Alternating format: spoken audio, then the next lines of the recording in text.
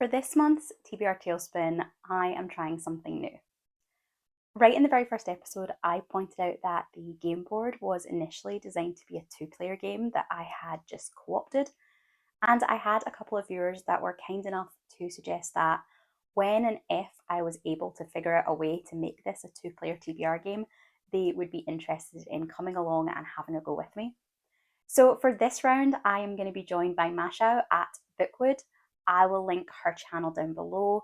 She does some amazing videos with lots of footage of the woodlands around her, with beautiful bullet journaling spreads, and some really great excursion type videos of her travels around her local libraries in Belgium. I really think you should check out her channel. The game is going to work pretty much the same way as it always does.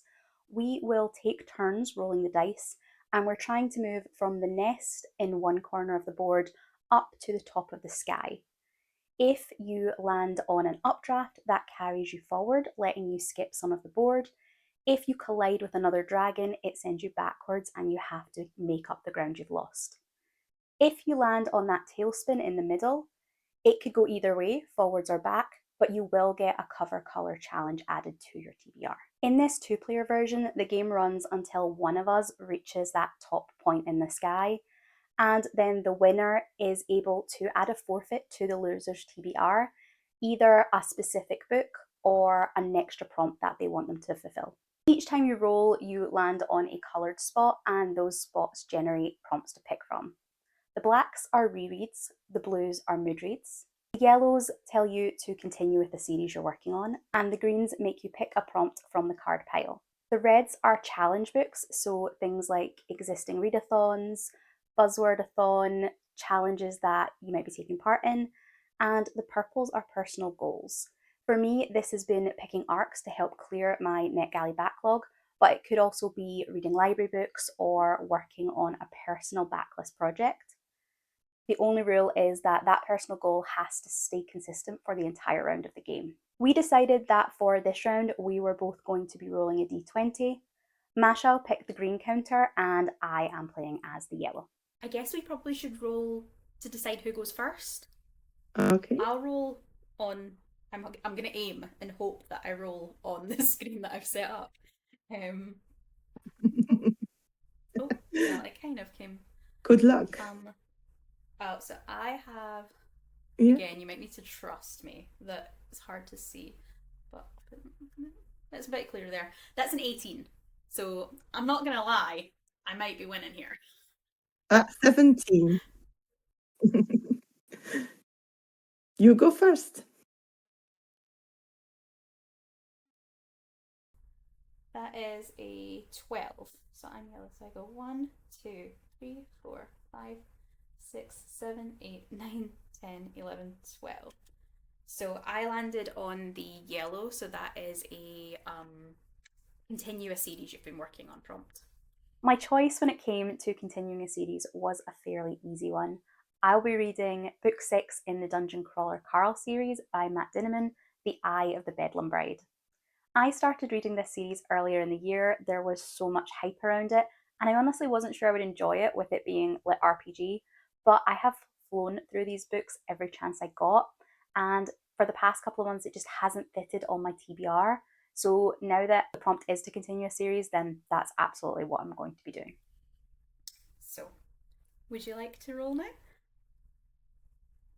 I have 3. Oh, okay. So 1, 2, 3, which is a blue. So that is just a mood read, which is probably a really good one to start with, especially if you've got plans for the month.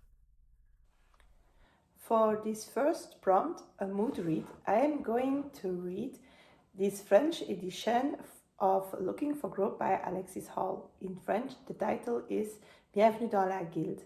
I heard about this book not so long ago on Louise's channel, and I thought it might be a read that brings me a lot of joy and good memories. I am an MMO player myself, and I have met my husband on the game, so this is a situation that we are quite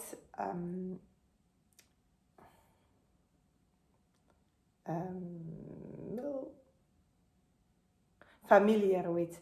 In this book, we will follow a gamer that falls in love with another gamer on an MMO game, and in the reality, the person he fell in love with seems to be someone else than what he expected. I am looking forward to reading this, and I am going to try to have our guild members read it with me as a buddy read. Indeed. Okay. And that is an 8. 1, 2, 3, 4, 5, 6, 7, and 8 is a red, which is the challenge ones. So I'm probably going to use maybe that for. I don't think there's any November readathons, but I might use it for buzzword. For the red challenge prompt, I'm going to pick to do one of the prompts on my Our Fantasy Bingo board, read a book that was published in the 80s. For that, I'm going to pick Equal Rights by Terry Pratchett. It's the third in the Discworld series and the first in the Witches subseries. Now, this will be a reread for me, and Equal Rights has quite honestly never been one of my favourite Discworld books. But this year I have reread the last 4 books in the Witches subseries, and I read the entire Tiffany Aiken series for the first time. So now that I have read all of the Lancre series, I think it makes sense to go back and give this original one another try. From what I remember, this isn't the Granny Weatherwax we really see as the books continue. She's quite a different character. But now that I have all of the context of all of the books, I'm quite interested to compare that to where we started out. 18. 18. Make sure I count this. 1, 2, 3, 4, 5, 6, 7, 8, 9, 10, 11, 12, 13, 14, 15, 16, 17, 18. And you leapfrog over me. So that one is yellow. So that's to continue a series that you've been working on.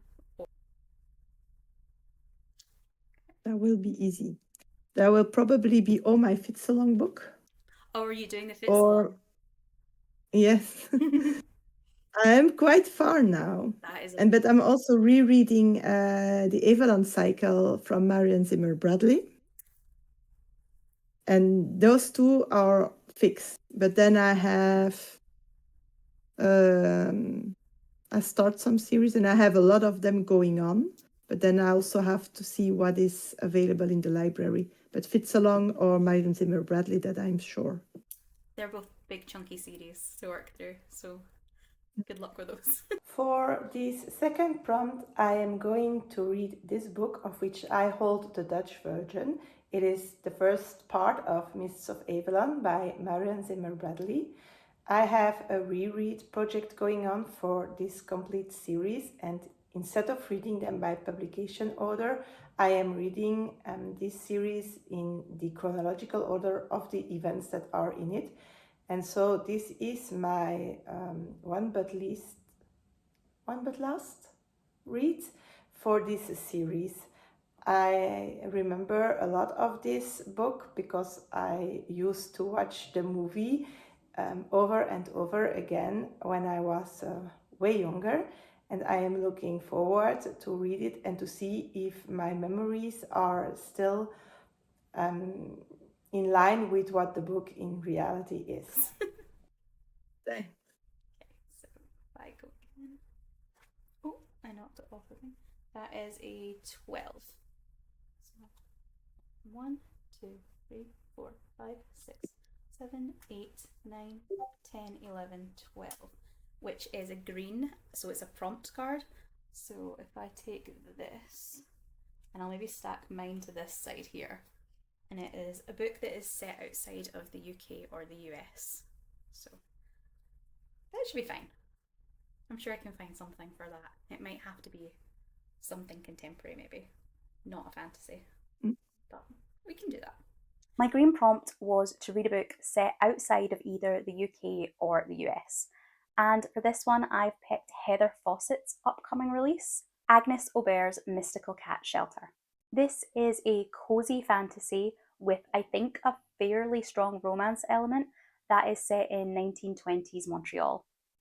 I wasn't a massive fan of the Emily Wilde's Encyclopedia of Fairies. I DNF'd that one. So, considering how beloved that book is, I'm really hoping that this is going to be the book that gets me into Heather Fawcett's writing. If you'd like to roll, I have a 5. a 5 is 1, 2, 3, 4, 5. So you're on the spinner. So what I do is put that in there, and then we hope this works because sometimes it sticks. And what I'm gonna do, I'll spin it, and wherever it lands, so you might go up or you might go down. Mhm. And the one that you land on, you need to pick a cover that has that color as the majority of the color of the cover. Okay. Like, I've not been super fussy about it when I've landed on it. Like, I think some of the readathons make you do, it has to be above a certain percentage of the cover. I'm very much a vibes person, and if it is, if you think it's mostly green, then it's mostly green. I don't care. So. Okay. Go again. Oh, there you go. So that is the purple. Purple. So just a book with a I'll purple take cover. note. For this prompt, a book with a purple cover, I'm going to read Le Secret du Faucon by A.D. Marcel, the third book in the series. My Kindle is in black and white, so you cannot see the color on it, but I will make sure there is an image of the cover page so that you can see that it is indeed purple. And this is also a series that I have been reading this year. This is a Belgian author from Liège, which is a city that is not so far away from me, and it has not been translated to English. I hope it will be someday because this author is writing some really good books. In this series, we are following a girl that became an orphan and that by her uncle that now is the ruler of her father's territory. And he sent her back to a convent to become a nun, and she gets out of it totally by accident while this convent is being raided by a group of intruders, and for the rebuilding time she's sent back home. Our first character will discover a lot of secrets about her family, and we follow her not only on her way in her quest to unlock all these mysteries, but also to get to know and to learn the magic of her family. It is more young adult, but I do enjoy these books a lot. Again, not even on the thing. That's a 6. So that's me. 1, 2, 3, 4, 5, 6 would be the spinner. So I go in there as well. I'm not actually sure how this works. If I hit the same one as you, whether it'll fall.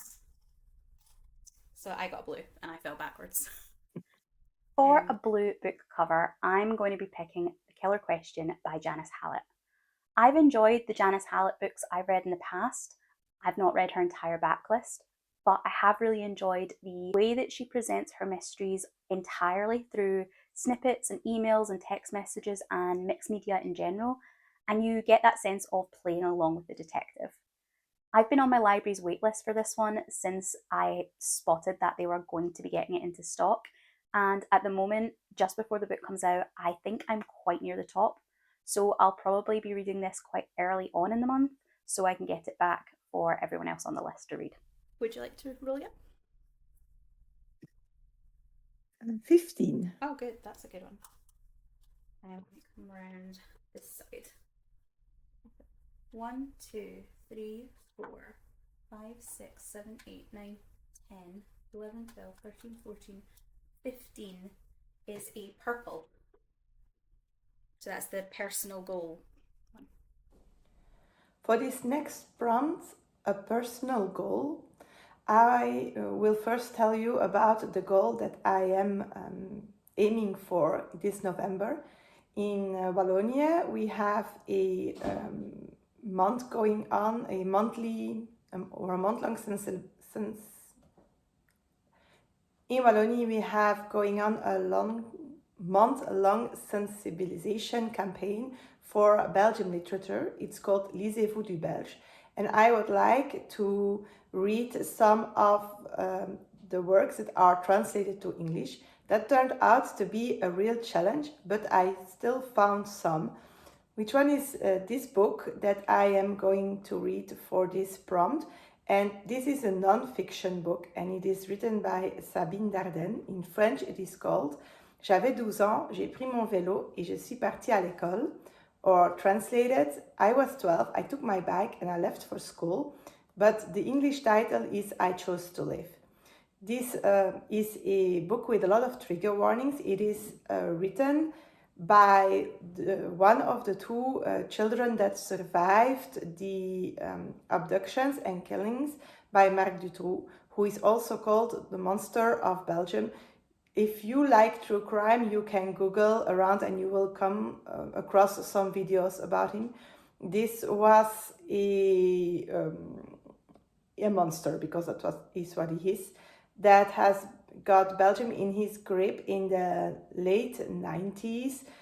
This is set in, or it happened in 1996. I was 14, and there were a lot of girls that were abducted, and when they found the last two were living, they discovered a big horror-esque child trafficking complot, maybe. And Sabine in this book tells everything that has happened to her.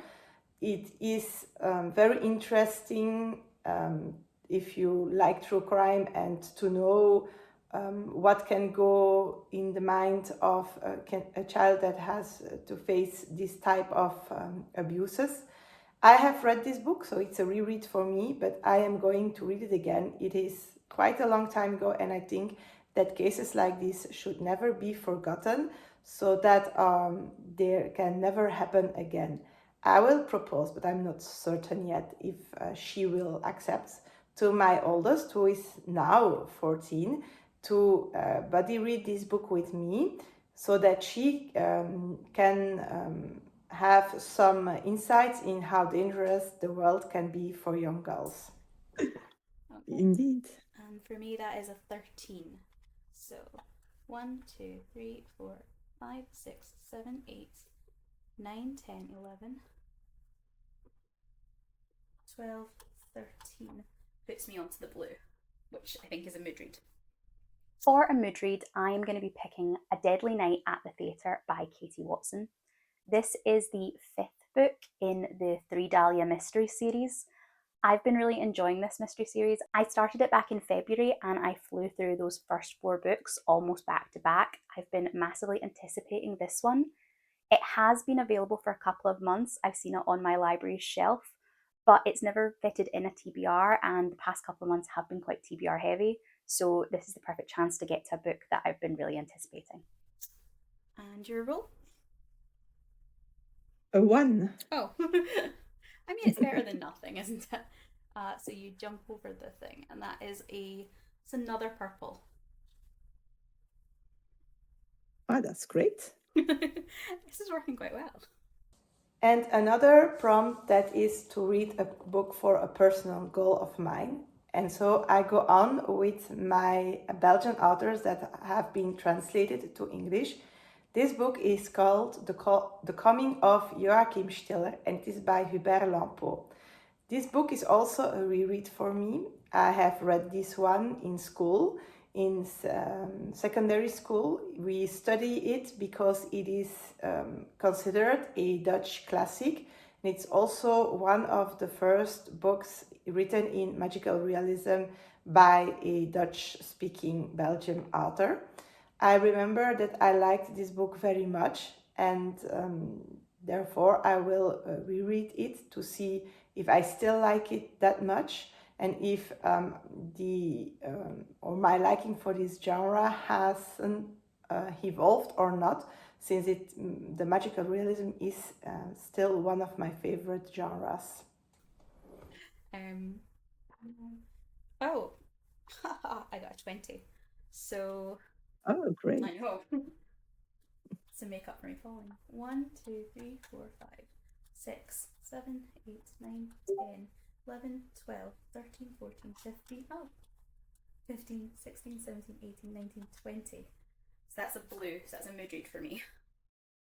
For my second mood read, I'm going to be going with The Amber Fury by Natalie Haynes.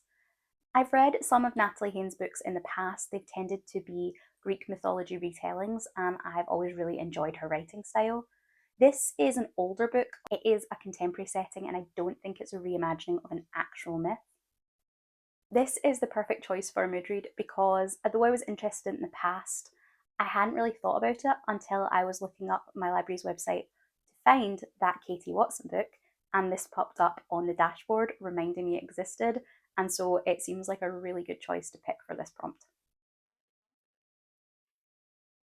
Would you like to roll again? I have a 4. 4 is 1, 2, 3, and I hate to do this to you, I really do. But that's a green. But it's the whole point. So that's Green. a prompt card. So your prompt is to read a book with, oops, if I put that there, an object on the cover.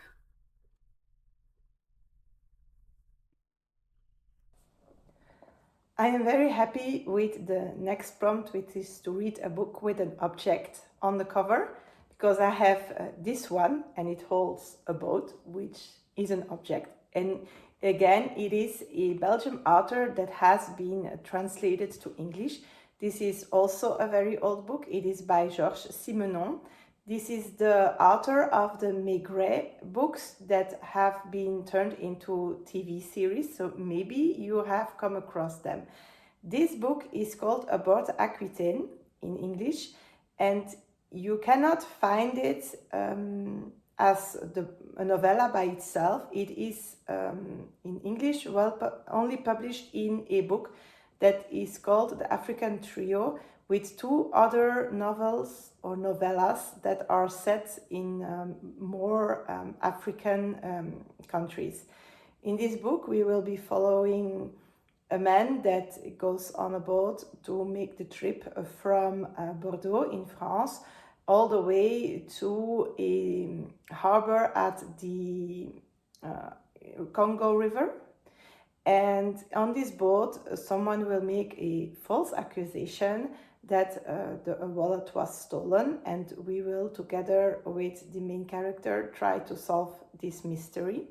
I got my hands on this very old copy. It is from 1978 or 1979, and I found it in a book box. I think it still looks well preserved for such an old book. It is older than I am. So if you like mysteries, then I would suggest you have a look at Georges Simenon's works. Okay. Okay. And that's an 8, so that moves me to the end of the board. Congratulations. I will give you the prompt, and I'm just going to pick off the pile because I'm not that creative, because these are ones I came up with anyway. So it's to read an ebook. Oh, great. Actually, thank you for that. Because I have a Kindle that I barely use, and I have a lot of books on there. I have way too many books on my Kindle because I always forget they're there. Mm. And if they're not on that front page when you open it, then I forget they exist. I even forget the Kindle exists. I mean, I'm looking for books. I open my Goodreads. Thank you for playing with me. It sounds weird when I say thank you for playing with me, but thank you. Thank you for playing. And thank you for inviting me. It was fun. Thank you, Louise, for giving me the prompt to read an ebook, because otherwise I would have never read so many books on my Kindle. For that prompt, I will be reading this book, which is called La Conquête des Nébuleuses. It is by Amandine Peter. This is a French author, and this book has not been translated to English. I have read this space opera duology last year, and I haven't read this prequel yet. So it is a good moment to go see how all the events in the main duology came to be. If you speak French, this is a very nice series. It is a very classical space opera that touched me very deeply. We are following a girl that somehow gets saved or kidnapped. It's not really clear at the start when the monastery where she was raised is attacked. She was an orphan and she was destined to step into this monastery life, but in the end, that's not at all what her destiny will be. She is brought on this spaceship, which is quite a strange ship and which has a very diverse and strange crew, and will be delivered to someone that ordered her kidnapping. But from there, all things take some unexpected turns when she and the captain of the ship seems to bond, and that he cannot leave her in the hands of this person. Very much more I cannot tell because it is easily spoiled, like most of the space operas. But for me, who am not a sci-fi lover, or especially not sci-fi set in space, I really enjoyed this one, and I will gladly read this book also this month. I really just want to thank Mashou again for playing along this game with me. There were quite a few teething problems, especially in the technology side of it. I hope if I ever do a two-player version again, some of that will get smoothed out, but she was a really, really good sport and really helped me figure out how to make this work in this format. Again, I'm just going to link to her channel in the description below. I'll link to her latest video, and I really do think you should check it out. She puts out some amazing vlog content. Let me know what you think of this two-player version, and let me know what you think of all of the books that I've picked to read in November. Leave a dragon emoji if you want to show you are here, and I really hope that I'll see you in the next video. Goodbye.